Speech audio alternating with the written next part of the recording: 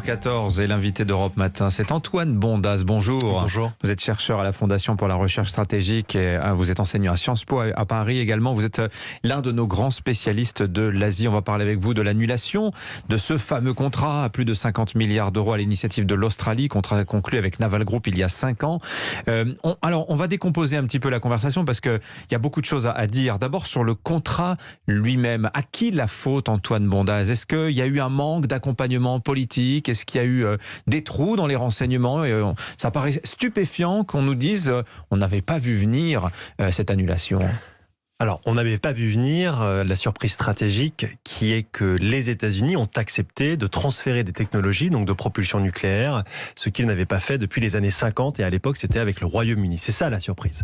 Que les Australiens avaient des doutes sur le contrat, qu'ils critiquaient le contrat avec Naval, ça c'était connu et pour être très honnête, il n'y a pas de surprise. Ce qui est surprenant, c'est non seulement que le contrat s'arrête, mais surtout que les Américains et les Britanniques, dans une moindre mesure, récupèrent ce contrat. Et c'est ça qui explique notamment la frustration et la colère des Français et les critiques très explicites envoyées pas tant aux Australiens, pour être très honnête, mais avant tout aux Américains. Donc il ne faut pas en vouloir aux Australiens quand ils disent, par exemple, on n'a pas changé d'avis sur les sous-marins, simplement ce sont nos besoins qui ont changé. Voilà ce que dit Scott Morrison, le Premier ministre australien. Ce n'est pas complètement faux, il faut bien remettre dans le contexte plus large. Les Australiens modernisent leur flotte de sous-marins vieillissantes pour une raison simple.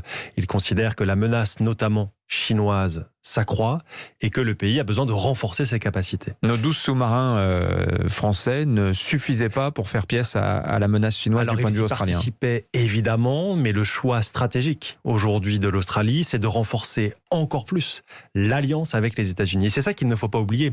En réalité, cette affaire de sous-marins, en réalité, s'inscrit dans un rapprochement bien plus important et plus profond entre l'Australie, les États-Unis et le Royaume-Uni avec le lancement de cette fameuse alliance qu'on appelle désormais AUKUS.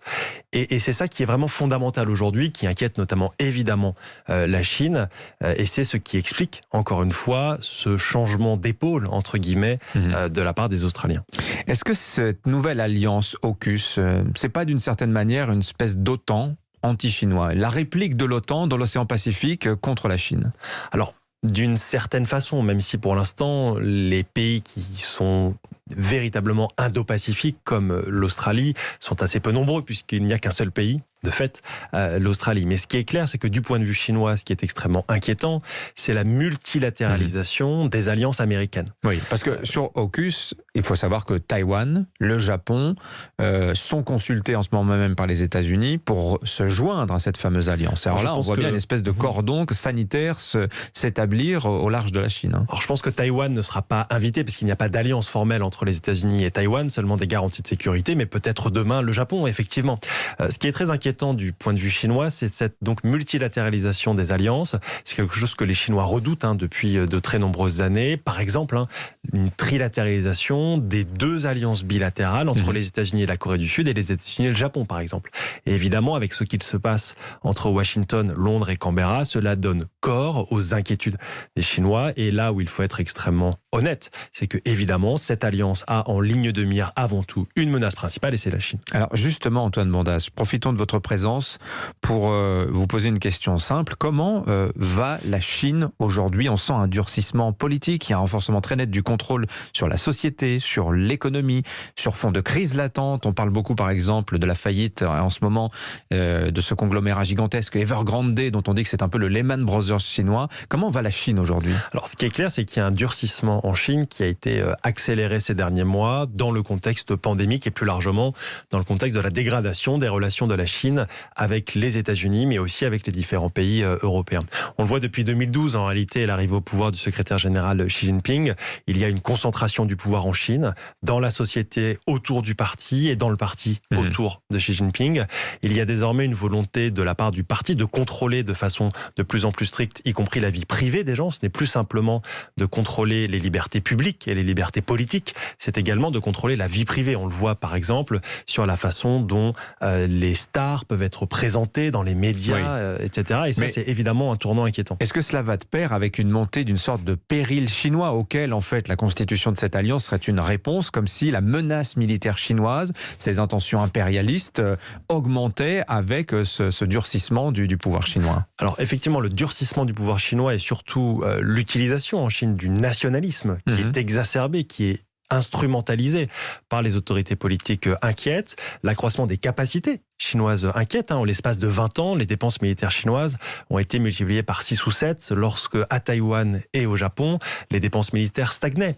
Et puis évidemment, il y a des inquiétudes de certains pays de la région sur des ambitions chinoises, qu'elles soient territoriales en mer de Chine méridionale ou au-delà. Et ça explique notamment que certains pays aient une perception de la menace qui soit plus importante aujourd'hui, même si cette perception de la menace, elle n'est pas forcément partagée par l'ensemble des pays. Les États-Unis et l'Australie voient une menace beaucoup plus importante que les autres Européens, par exemple. Oui, l'Australie littéralement persécutée par la Chine. 42% des Australiens sont persuadés que les Chinois un jour mèneront une offensive, attaqueront l'Australie. Je voudrais qu'on vienne sur l'Indo-Pacifique. On en parle comme si c'était une notion très évidente et que tout le monde savait de quoi on parle. Antoine Bondaz. On s'était d'ailleurs un petit peu moqué de Boris Johnson quand, juste après le Brexit, il avait dit nous, les Britanniques, nous projetterons, nous serons une puissance de l'Indo-Pacifique qui se situe, minimum à 10 000 km de la France. Or, on le sait peu, mais nous aussi, la France, avons une stratégie en Indo-Pacifique. Nous avons même un ambassadeur depuis l'année dernière. Qu'est-ce que c'est l'Indo-Pacifique, Antoine Bondaz? Alors, l'Indo-Pacifique, c'est une conception à la fois géographique et politique. Grosso modo, ce sont les océans Indien et Pacifique et l'ensemble des territoires qui y sont présents. Ce qui est très important. C'est la moitié de la planète. Exactement. Oui. Ce qui est très important de rappeler, c'est que la France, elle est une puissance Indo-Pacifique. Elle est une puissance résidente en Indo-Pacifique, puisque plus de 1,6 million de Français vivent dans des territoires qui sont situés dans l'Indo-Pacifique. C'est la Polynésie, c'est la Réunion. C'est Mayotte, c'est la Nouvelle-Calédonie. Ce sont plus de 3/4 de l'espace aérien maritime français. Ce sont plus de 7000 militaires français qui sont déployés dans la zone. Et donc, c'est à la fois une question de politique nationale et de politique étrangère. Alors, la France a présenté des premiers éléments de stratégie en 2018. C'était d'ailleurs en Australie.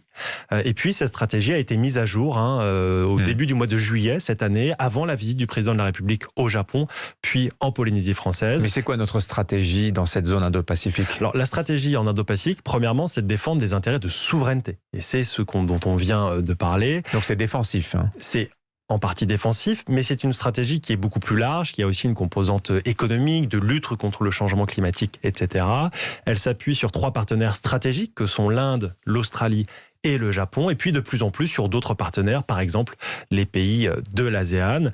L'objectif, encore une fois, c'est de faire évoluer cette stratégie pour que, même si la dimension sécuritaire est très importante, la dimension économique, la dimension culturelle, la dimension environnementale le soit encore plus. Alors, en 2016, quand les Australiens avaient signé le contrat avec Naval Group, avaient choisi la solution française, à l'époque, le Premier ministre australien de l'époque, M. Turnbull, nous disait nous choisissons l'option de l'autonomie stratégique. Alors ça, en France, on sait ce que c'est l'autonomie stratégique, c'est ce que Emmanuel Macron souhaiterait, c'est la voie qu'Emmanuel Macron aimerait voir l'Europe prendre. Ne nous plaçons pas dans le giron des Américains. Et puis on voit ce qui s'est passé ces derniers jours, à savoir que les Australiens ont écarté cette solution pour se placer totalement sous le parapluie américain. La France a vraiment cru pouvoir incarner une sorte de 3e voie entre la Chine et les États-Unis dans cette région du monde? Alors je ne sais pas si la France a l'ambition de présenter une 3e voie, et pour être très honnête, la France et l'Europe n'en ont pas les moyens aujourd'hui entre les États-Unis et la Chine, en tout cas sur le plan sécuritaire. Sur le plan économique ou technologique, c'est une autre question. La vraie différence entre 2016 et aujourd'hui, c'est qu'à l'époque, les Australiens demandaient un contrat sur des sous-marins à propulsion conventionnelle. Or, les Américains n'exportent pas de tels sous-marins. Donc en réalité, il y avait dans la compétition les Français, les Suédois et les Japonais. Les Américains n'en faisaient pas partie. La France a été choisie in fine, notamment au détriment des Japonais. Ce qui se passe encore une fois là, c'est que les Australiens s'alignent de fait sur les Américains, renforcent leur alliance avec les Américains. Par peur de la Chine, vous Par nous l'avez peur de bien la Chine, expliqué. et sur ce point, les Français n'ont que trop peu de leviers. Il faut être extrêmement clair. Après, il y a une déception qui s'explique évidemment pour des raisons économiques. Vous en avez parlé précédemment dans le journal. Pour des raisons diplomatiques, ça va compliquer la relation à court terme avec l'Australie. Pour des raisons également potentiellement politiques pour le président. Mais ce qui est très important, c'est encore une fois de rappeler que la France, elle a des intérêts dans la zone Indo-Pacifique et que ces intérêts ne changent pas. La géographie ne va pas changer. L'Australie va rester un partenaire de premier plan dans le Pacifique Sud. La France va conserver sa stratégie. Et la vraie question aujourd'hui, au-delà de la déception et de la critique légitime des États-Unis et de l'Australie, c'est de savoir comment on avance et comment on renforce, on continue de renforcer notre stratégie dans la zone. Donc vous pensez que la France a une carte à jouer, du fait de sa présence, mais doit faire entendre sa voix comme peut-être chef de file des non-alignés. Ça nous rappelle une époque, ça nous rappelle il y a 50 ans, cette posture gaullienne disant entre l'URSS et les États-Unis, il y a une troisième voie, c'est la France. Pour être très honnête, je ne pense pas que la France aujourd'hui en a les moyens et je ne pense pas que les Européens en aient l'envie. Je pense qu'il faut être extrêmement précis là-dessus, mais ce qui est très important, c'est encore une fois que les intérêts de la France dans la région ne vont pas changer. Donc la question n'est pas de savoir s'il y a une carte ou pas à jouer, il faut qu'on joue une carte pour une raison simple, il faut défendre les intérêts des 1,6 million de Français, notamment qui vivent dans les territoires français dans la zone. Voilà. Une autre question, il y a d'autres contrats militaires majeurs qui sont en discussion dans la région, un contrat indien pour l'acquisition de Rafale, un contrat indonésien également pour des Rafales, l'annulation du contrat australien sur les sous-marins. Pensez-vous que cela peut avoir une influence négative sur ces autres dossiers? Alors je pense que dans les contrats avec l'Inde qui sont déjà signés, puisqu'il y a de nombreux Rafales, plus de 36 qui ont été signés par les Indiens, il n'y aura pas d'impact direct. Parce que la signature, on se rend compte que finalement ça ne vaut pas grand-chose face aux grands intérêts géostratégiques. Effectivement, mais je pense que tout le monde le savait. Les Français le savent, les Américains le savent, les Indiens le savent aussi en quelque sorte. L'objectif pour la France, c'est évidemment de garder un avantage comparatif en termes de certains équipements militaires, elle le conserve. Et puis là, encore une fois, il faut rappeler que si ce contrat a été de fait transféré aux États-Unis, c'est parce que les États-Unis ont proposé une technologie de propulsion nucléaire qui n'était pas prévue dans le contrat initial. À la demande des Australiens. À la demande des Parce Australiens. que moi j'entends dire ça depuis hier. Non, la France pouvait proposer une propulsion nucléaire à travers Naval Group et les Australiens ont dit non, on préfère du diesel parce que nous refusons le nucléaire, nous n'en voulons pas. Alors la France a la technologie, est-ce qu'elle l'aurait transférée? C'est une autre question. Mais encore une fois, ce n'est pas les sous-marins français en quelque sorte qui ont été remis en cause. Ce ne sont pas ces sous-marins à propulsion conventionnelle qui ont été de fait mis de côté au profit d'autres sous-marins à propulsion conventionnelle. Ça, c'est très très important de le rappeler. Et en cela, l'industrie de défense française garde un attrait pour de nombreux pays à l'étranger. Dernière question, Antoine Bondaz. Est-ce qu'il n'y a pas un risque à travers cette affaire-là de prolifération nucléaire dans cette région qui est périlleuse, il faut bien le dire. Les Américains livrant la technologie nucléaire aux Australiens, les Russes pourraient être tentés de se dire après tout, moi aussi, je vais vendre des sous-marins nucléaires dont j'ai la technologie à d'autres pays de la région. C'est effectivement une question qui se pose et pendant trop longtemps, les Français et les Européens se sont concentrés quasiment exclusivement sur le Moyen-Orient. La crise iranienne, elle demeure aujourd'hui une priorité pour la France et ça ne changera pas. Mais il faut bien avoir conscience que le risque de prolifération en Indo-Pacifique, il est aujourd'hui extrêmement important, que ce soit prolifération de sous-marins nucléaires à propulsion nucléaire, mais avant tout la prolifération d'armes nucléaire. Et on le voit en Corée du Nord, on le voit à travers le rapport de force entre l'Inde et le Pakistan, qui ne font pas partie de ce qu'on appelle le traité de non-prolifération. L'Indo-Pacifique, aujourd'hui, c'est la région dans laquelle les enjeux nucléaires et notamment de prolifération sont les plus importants aujourd'hui. Et il est extrêmement important que les autorités françaises et européennes dépensent plus d'énergie, plus de moyens, y compris pour analyser et anticiper ce qui va se passer dans la zone dans les années à venir. Merci Antoine Bondaz d'avoir partagé votre savoir avec les auditeurs d'Europe 1 ce matin. Je rappelle que vous êtes chercheur à la Fondation pour la recherche stratégique et enseignant à Sciences Po Paris. Merci à vous.